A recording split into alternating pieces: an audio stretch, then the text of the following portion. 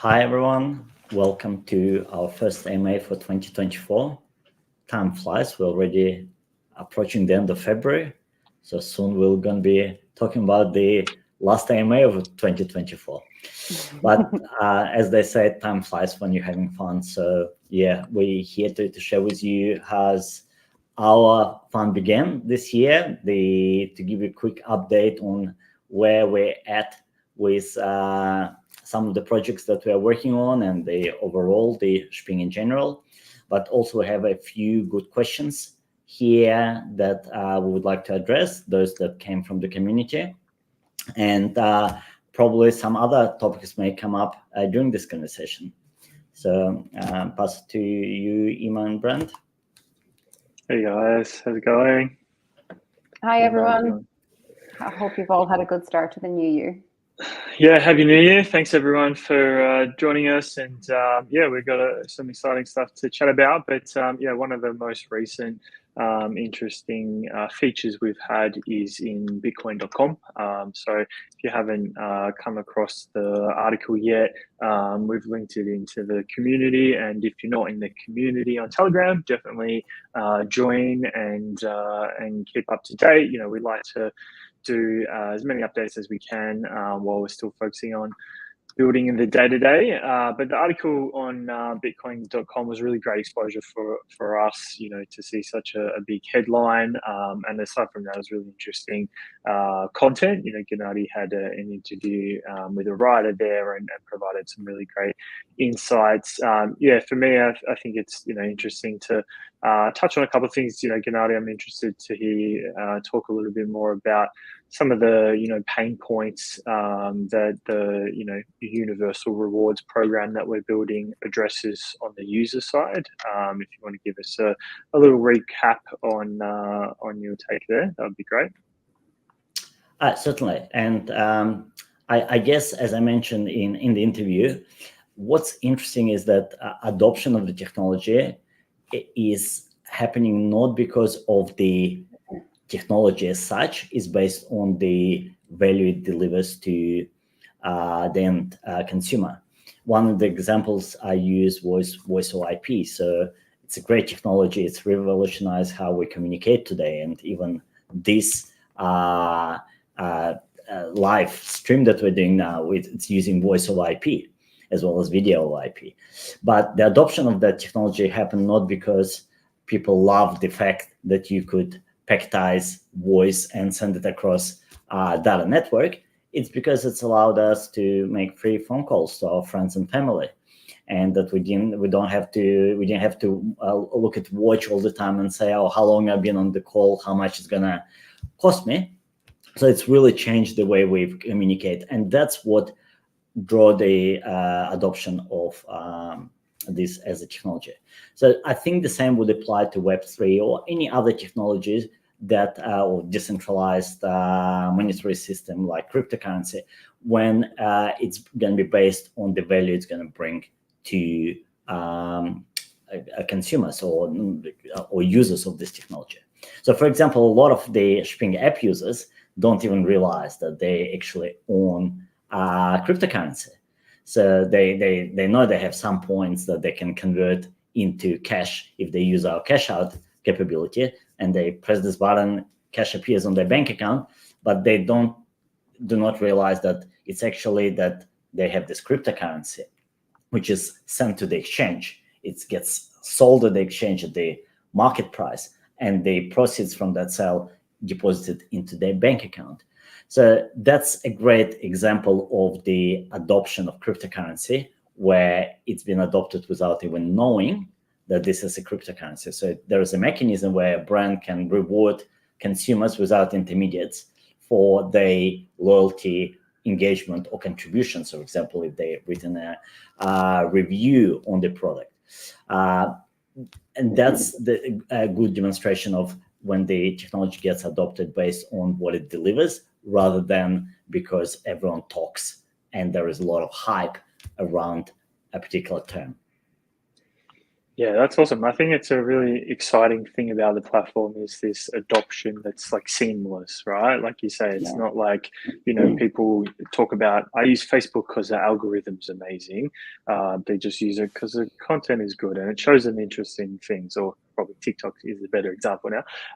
And I think that, that's the adoption underlying technology that builds the value for the user. But, it's not the actual technology in and of itself. And I think that's where the world of crypto and Web3 can get quite complicated with all these different technologies, and people, in the world love it, but how does it go across the mainstream? And for me, that's what's really exciting about this. Emma, did you have any points you want to make? I think just to further on what you've said, we don't just make it seamless for our customers that are using the app. We also have a really seamless experience for our brands, our partner brands, to reward the customer as well. So really, we've created this, really high technologically savvy interlopable system that is quite technical in the back end, but at all points of the front end touch-ins for both our partner brands and our customers, it's a really effortless, seamless experience for it. And I suppose that's pretty much why we've had the successes that we've had to date. People don't have to think about the technology that sits behind it. It just works. That works well for them. Totally. I agree. So Awesome. what I might do is, we've had a couple of questions come through, and I can see some come through on live as well. So I might just jump over to the question component. We've had a question come in querying whether the app will be available in Massachusetts in the US of A. Gennady, we've kind of touched on that towards the end of last year, but did you want to just give a brief summary of our expansion plans again? Certainly. As we announced, we're planning to move to New Zealand and UK as our first markets. In saying that, and we don't want people to think, oh, it took them 3 years to make a first move.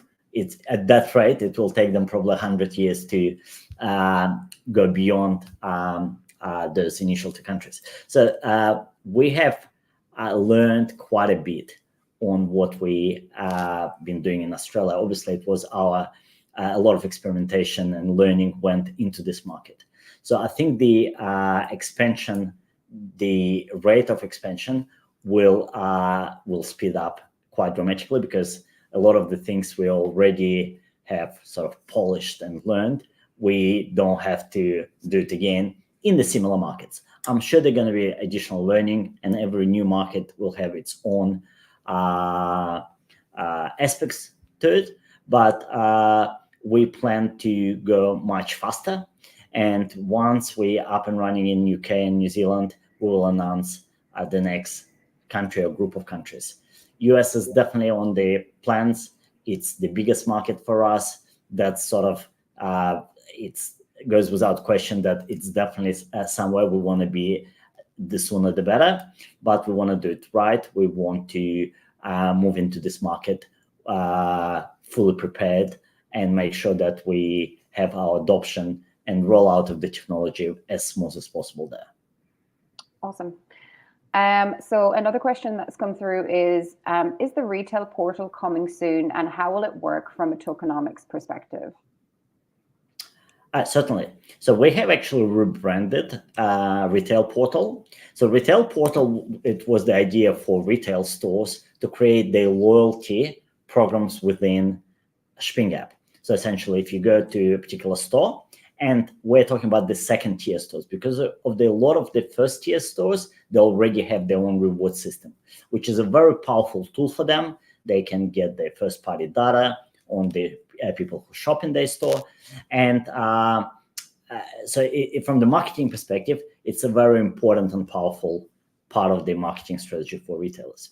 So what we were working on is to create ability for the second tier and lower, smaller stores, independents, to run their loyalty programs within the Shping app. So Shping app, it's like, you can think of the Amazon. It has this platform where every brand can have their own store, and they can have that relationship with the customer, but they all sort of go to Amazon as the single point of entry where they can talk to a lot of different retailers.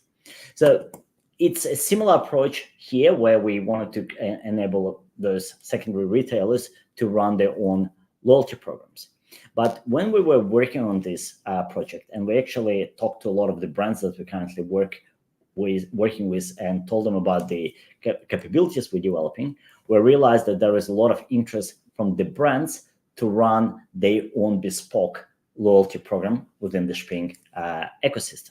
So we've rebranded the product from Retail Portal to Loyalty Hub because it's going to be applicable to both retailers and brands. And we are launching that around the early first week of May. We hope that it's going to go live. So it's coming under a different name, but now that product's going to cover both the brands who we already have many of them on board using our technology, as well as the retailers. Awesome. So another question that's come through is, will there be an option to transfer to other exchanges and not just Coinbase in the future? Definitely it's something that will come as we evolve. At this stage, it's mainly Coinbase, and for a number of different reasons. We trust Coinbase KYC structure, and for us, it's very important that the app user on the platform, it's an individual who've been verified, so it's not a bot, because having the bots on the system does not serve any value to anyone, not to brands, not to us, because it skews the data. It's it's not something that not something we want to allow on the platform.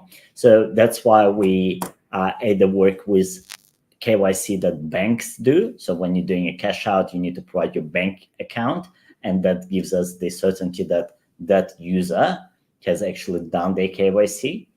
But at this stage, these are the two sort of organizations, or the type of organizations that we has had the level of trust we need. We are exploring introducing KYC as the one of the sort of services on the app, or requirements on the app, which will probably give us more freedom to work with other ways of withdrawals. But at this stage, just the Coinbase and the cash out in Australia. Once we move to UK and New Zealand, we still have not decided whether we're going to offer cash out or it's going to be just the Coinbase withdrawals there as well. Very good. The next question that's come through is, does Shping Coin have its own debit card? No, we don't, and that's not the area where we need to move, only because the flexibility of our rewards is probably as good as having cash, which means that you could just move the funds to any of your existing debit cards and use it this way. So yeah, we don't think we need that to add more flexibility, because the flexibility is already there. Is already there. And the last question so far, pending no more live questions coming in, is, I'm new to your community. While it looks like an interesting concept of crypto rewards, can you please explain how it differs to other reward programs? Okay, great question. In fact, I think that question was also covered in the Bitcoin.com interview, but a very easy to understand explanation that like the analogy I like to use, which sort of makes it very clear of what Shping is about. Typically, all of the rewards and loyalty programs are run by retailers. And the reason being is because retailer has the direct relationship with the consumer. And they're able to run those programs, and they're able to exchange rewards for first-party data, understanding of their consumers.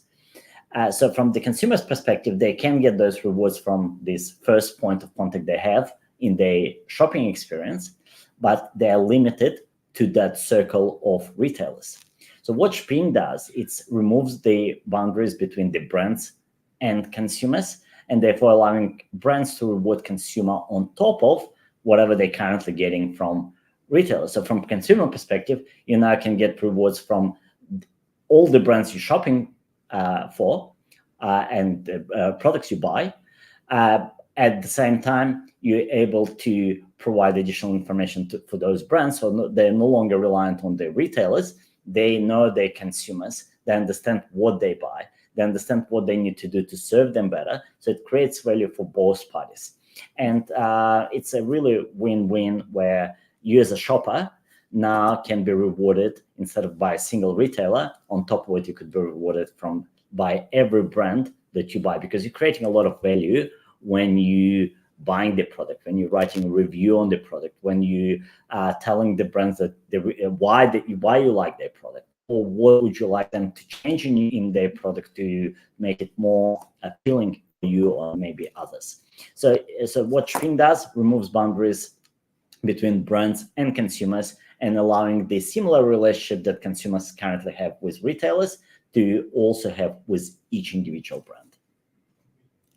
And it's also as well, Gennady, on top of that, from speaking to a lot of the brands, it's very, very difficult for them to put together in isolation loyalty programs across each of the retailers. So we actually afford them a solution where they can tap into all of the major stores in Australia and run loyalty programs across each of them, which is quite unique for them. And historically, for them to create something like that would be quite a cost to them. And sometimes it's quite ineffective if it's not run well. So it's great for our app users because they can get loyalty across multiple stores. But on the same front of that, it's also great for our partner brands to be able to set up and drive loyalty and give loyalty to their customers across numerous stores as well. Totally, yeah, couldn't agree more. So that's it from all of the questions that had come through to us today. Was there anything else that you wanted to touch on before we close out for today's AMA? Nothing from me. We're now going to go back to our monthly schedule. So we missed January because it was beginning of the year. So the next AMA end of March, whatever the last Friday of March is going to be. Yeah, I would like to wish everyone a happy weekend. We in Melbourne, we have great weather today, and hopefully we'll have that over the weekend. We'll see how we go. We'll tell you next time we're online.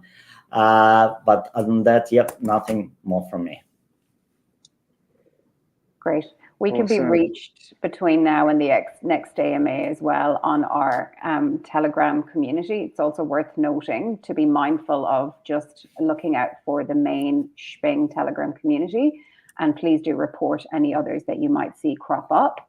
But we would only communicate with you through the main Shping community Telegram group. Brent? Awesome. No, that's all. Thanks everyone. Thanks, Mohammed, as well, for your questions or your emojis in the Mohammed is definitely behind us. No, that's awesome. Thanks everyone for watching. Have a good weekend. We'll see you next time. Cheers. Cheers, everyone. Bye. Shping.